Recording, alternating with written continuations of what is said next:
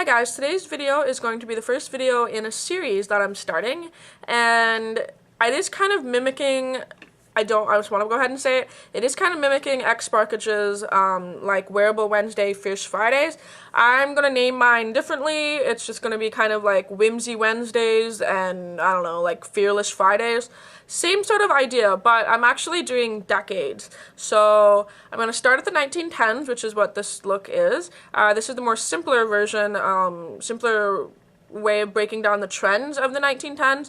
And we're going to go through all the decades and do one more wearable look, which is focusing on kind of the more wearable trends of the time. And then I'm going to do one more extreme look, which is focusing on the more extreme trends of that era. So I do hope you guys enjoy this series. It's really exciting for me, and it's also a way that I can kind of put in a little bit of history of makeup without hopefully it being really boring if I sat here and been like, so in 1914 this was made, well, so it's a way hopefully of it being a little bit more exciting for you guys, and also you guys get a whole bunch of makeup looks out of it. So keep in mind that this is the 1910s, so they didn't have a whole lot of makeup going on. So this is fairly simple, very easy. It just focuses really on cheeks, eyelashes, and a little bit of color on the lips.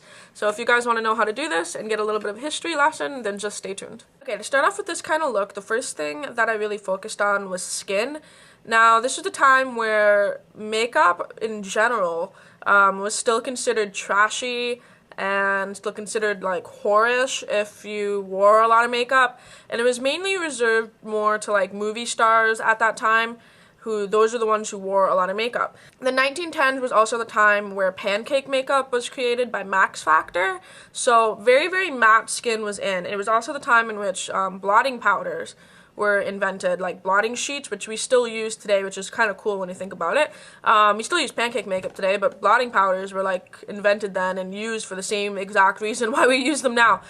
So matte skin was definitely in, and also pale skin was in. I'm already really pale, but I went ahead and dusted a little bit of like white eyeshadow. It's kind of like over my face just to kind of pale me down a little bit, because it was still seen at that time for women to be very fragile, and being pale was a sign of beauty, so that it doesn't show that you were outside in the sun and working, and that you were rich enough to like kind of stay inside hidden from the sun. They all had nice skin, as I would imagine, because they're shielded from like UVA, UVB rays, which is kind of cool and interesting when you think about it. But they went to crazy lengths to be pale, which I'll touch in my next video when I kind of show the more extreme side of the 1910s.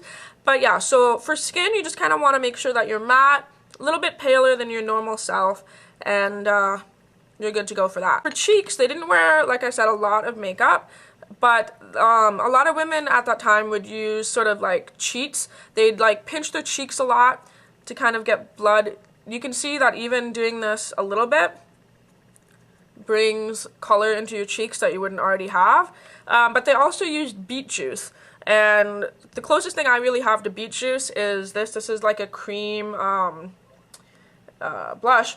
And I'm using this color because it's a little bit too orangey, but I don't really have like a good beet-ish color. So I'm just going to take a little bit of this on my finger. And I'm just going to... Okay, so once the cheeks are done, you can see that there's a little bit of a stain on them. So it's very subtle and very just kind of like, I kind of want a little bit of makeup, but I can't really wear anything because I don't want anyone to think I'm a slut. You know how it is. For eyes, it was really kept simple.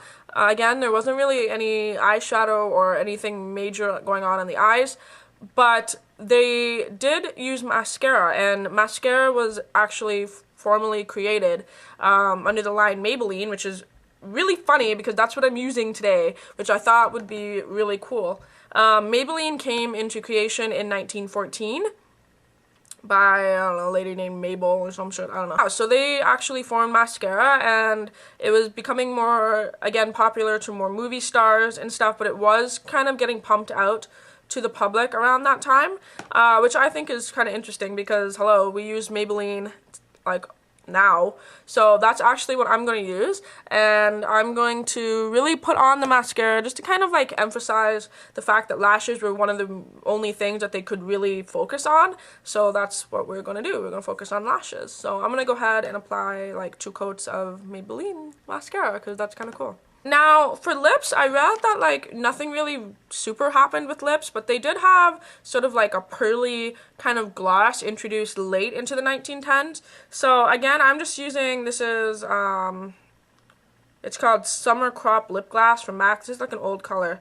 But you can see just, or maybe you can see, but it just adds, like, a little bit of, like, golden pearly sheen. So I'm just going to go ahead and put, kind of a layer of this on.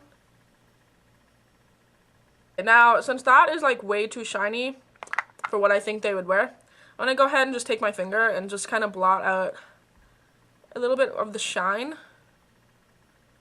Just so that you're kind of left with a little bit of the pearliness, but it's without like that high gloss. Okay, so once you're done with lips, this is kind of the finished look. It's really just a main focus on like pale skin, eyelashes, and a little bit of gloss. That's really all that they wore, and I feel like this look is something that is wearable. You still have makeup on.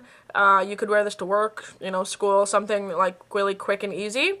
And it's still inspired by the 1910s, so it's really, really simple, but still effective. And yeah, so this is kind of the more safer trends that were in the 1910s. My next video, my Friday video, which is what I'm going to call Fearless Fridays, it will touch a little bit more on the extremes of beauty at that time, which, trust me, there's some scary shit that they did. Women died over, like, trying to look how they perceived beauty at the time. But yeah, so that's going to be kind of a fun video. But yeah, so this is kind of the more whimsical, I'm going to call it wispy, I don't know which one I'm going to use, tutorial. So I do hope you guys enjoy it. Maybe you learned something. And until my next video, I will talk to all you soon. Bye.